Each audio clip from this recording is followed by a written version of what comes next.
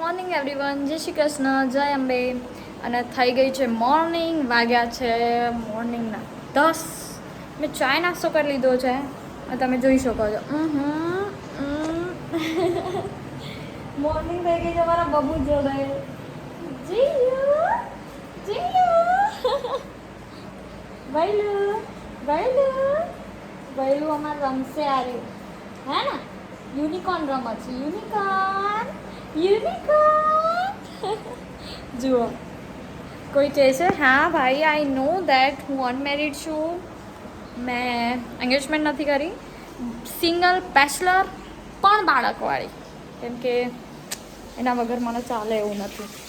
અહીં છે ને પાણી ભરાઈ ગયું છે, નાહવા માટે પાણી કર્યું, કેમ કે એના વગર ચાલે. મારે મોર્નિંગમાં બચ્ચાઓ જોડે જ મારી સવાર થાય છે, અને આ મારો છોકરો છે, તો એની સાથે સાથે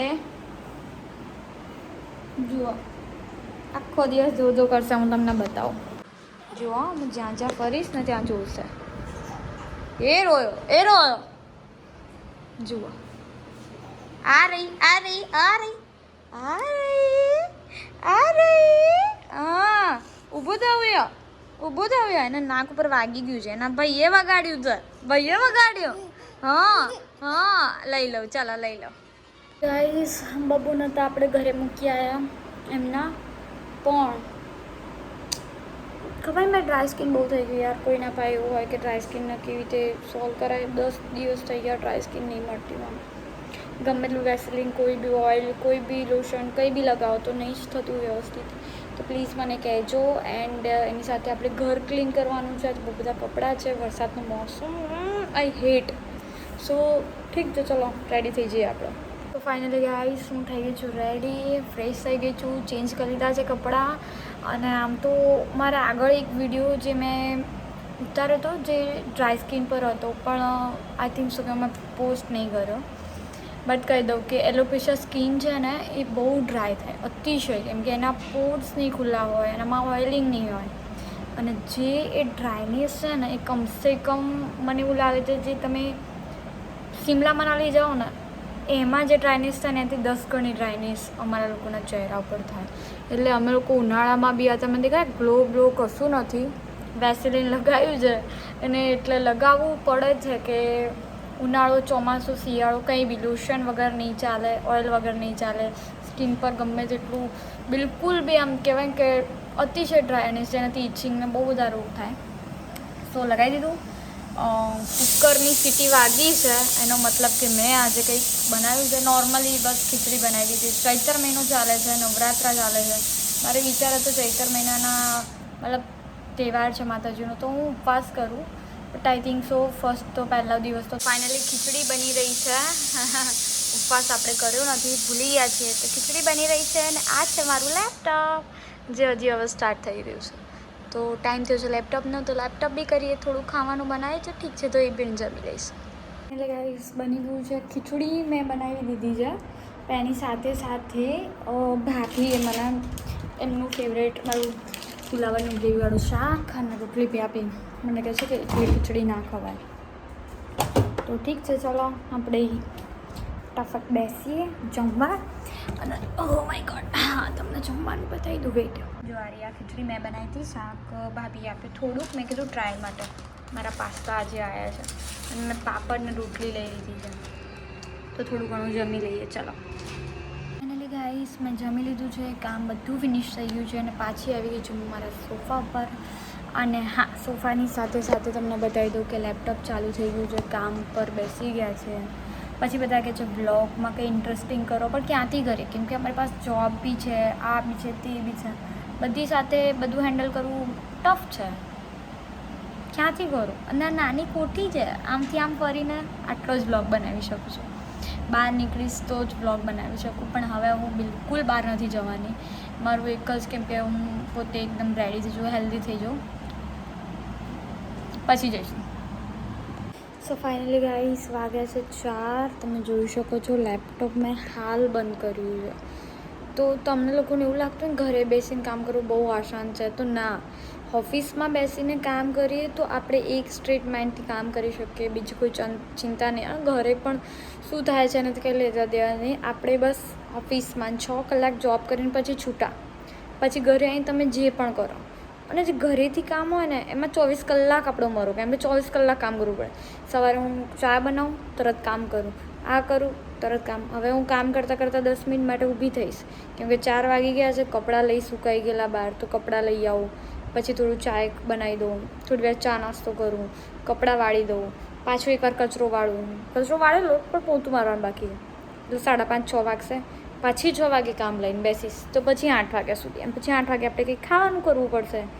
તો બહુ મુશ્કેલ છે ઘર સંભાળીને કામ કરવું. Hello everybody. આજે હું દિવસમાં 10 વાર લગાવી ચૂકી છું વેસલીન, તો બી મને ખબર નહીં કેમ ડ્રાય સ્કિન થઈ જાય છે. Please help me. કોઈને એવી ખબર હોય કે ડ્રાય એટલે જેને શું કહેવાય યાર, આપણે ગુજરાતીમાં કહી શકીએ ફાટી જાય. હા, જો તમારી સ્કિન ફાટી જાય છે તો પ્લીઝ તમને ખબર હોય કે આ કરવાથી સ્કિન નહીં ફાટે તો પ્લીઝ મને કહેજો. તમને વિડીયોમાં લાગશે નહીં કેમ કે વિડીયોમાં દેખાતી નથી, પણ સિરિયસલી બહુ ફાટી ગઈ છે. મેં વેસલીન લીધું છે, મતલબ કોઈક આપ્યું છે, લીધું નથી મેં. આ વેસલીન મારી એક સરસ ફ્રેન્ડે આપ્યું છે. એ બિચારી આમ જીવ બાળતી હતી તો એને મને આપ્યું છે. એ હું વેસલીન લગાવી કંટાળી ગઈ છું, કેમ કે નાક આ ઉપરનું જે હોય ને એ ફાટી જાય છે. તો બસ બહુ જોરદાર ભૂખ લાગી. સવારે થોડી ખીચડી બનાવી હતી ને, ખીચડી ખાધી હતી તો ભૂખ લાગી છે. મારી પાસે ચટપટામાં કંઈક છે, એટલે કંઈક છે નહીં, બનાવવું પડશે. અને જે એકદમ હલકું ફૂલકું હોય, ફટાફટ બની જાય. તો મારા ઘરે ટામેટું પડ્યું છે અને ડુંગળી અને બહુ બધા પેકેટ્સ પડ્યા, તો આપણે બધું મિક્સ કરીને કંઈક બનાવીએ. ચલો ગાઈસ, મેં ચોપ કરી દીધું છે. ચોપિંગમાં મેં શું ચોપ કર્યું તમે જોઈ શકો છો. થોડું અનિયન, ટમેટો અને ગ્રીન. મને કોથમી પસંદ છે, પણ જો હું કોઈ ચાટ જેવું બનાવતી હોય ને તો જ કોથમી પસંદ છે. તો ઓકે, તો આ બધું મેં કરી દીધું છે. વેટ તમને સો આપણે બધું છે ને પહેલાં એક પેનમાં છે ને પહેલાં જોવા ડુંગળી, ટામેટું બધું છે ને એમાં નાખી દઈશું. અને કોથમીર જેટલું પણ બધું કટ કર્યું મેં છે ને એમાં નાખી દીધું. કોથમીર, ટામેટું અને ઓકે નોર્મલ એને હલાવી દઉં. જો હલી ગયું. હવે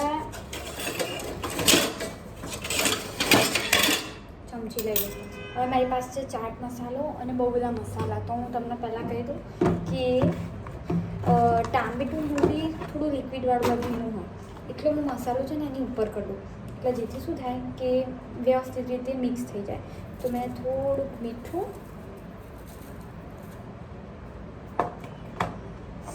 લાઇટ મરચું, જેને નાખવું હોય નાખવા, ના નાખવું હોય તો ચાલે. લાઇટ મરચું, ધાણા જીરું નાખ્યું. ઓકે, મસ્ત. મારી પાસે એક મસ્ત મેજિક મસાલો બતાવું. મેજિક મસાલો છે આ રહ્યો, જે ચાટ મસાલો છે મારી મમ્મીએ બનાવ્યો છે. તો ચાટ મસાલો ભભરાઈ દઉં. ચાટ મસાલાની સ્મેલથી જ મને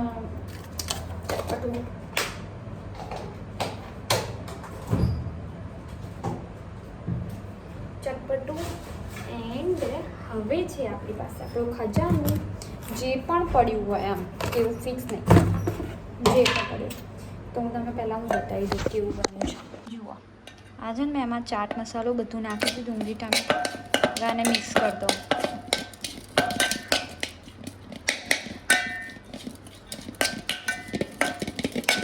કેટલી જોરદાર સ્મેલ આવે છે. હવે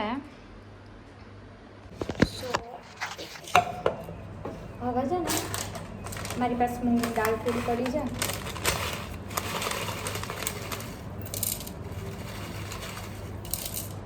મૂંગની દાળ થોડી નાખી દઉં. મારી ફેવરેટ ચણા દાળ, એકદમ તીખી મસાલેદાર.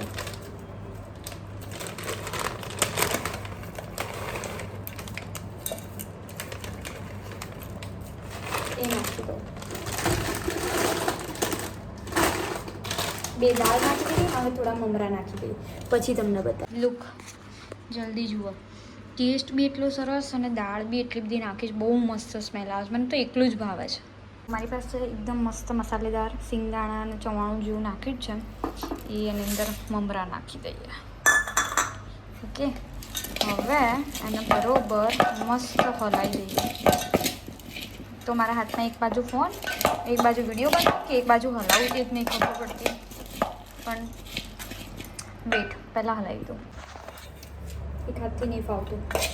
મસ્ત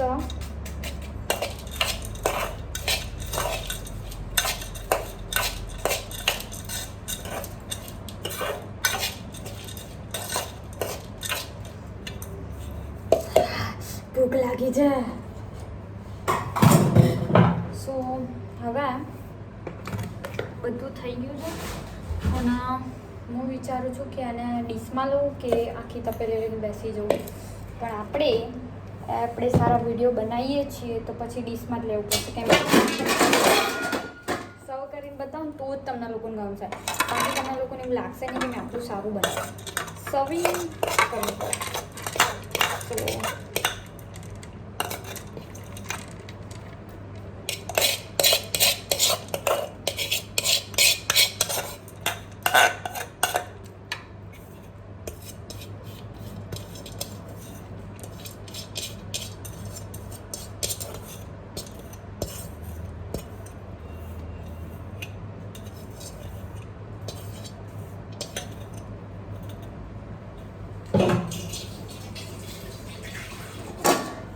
તો મેં સર્વ કરી દીધી છે જોરદાર કુરકુરેવાળી ભેળ.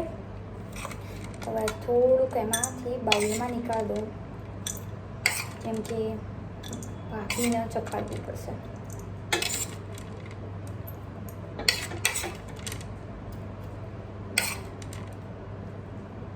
ઓકે, તો ચલો પહેલાં ભાભીને આપી દઈએ. આપણે ભાભીને ચખાડીએ. આઈસ બની ગયું છે આજ મારું ફેવરેટ ચાટ. Look that. બહુ યમ્મી છે. પણ હું આમ જો તમારા સામે ખાઈશ ને તો પાણી નીકળી જશે મોઢામાંથી. સ્મેલથી જ મને કંઈક થાય છે. તો પ્લીઝ હું વિડીયો કટ કરું છું, સોરી બંધ કરું છું અને ખાઈ લઉં છું. સો ફાઇનલી ગાઈસ, હું થઈ ગઈ છું રેડી સૂવા માટે.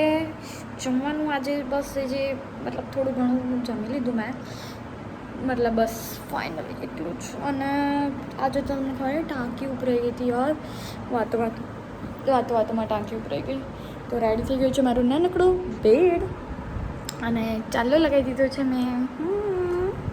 અને ચલો સુવા જઈએ હવે. ઓકે, સો દરેકને મારા તરફથી આજે ગુડ નાઇટ, જય શ્રી કૃષ્ણ, ટાટા.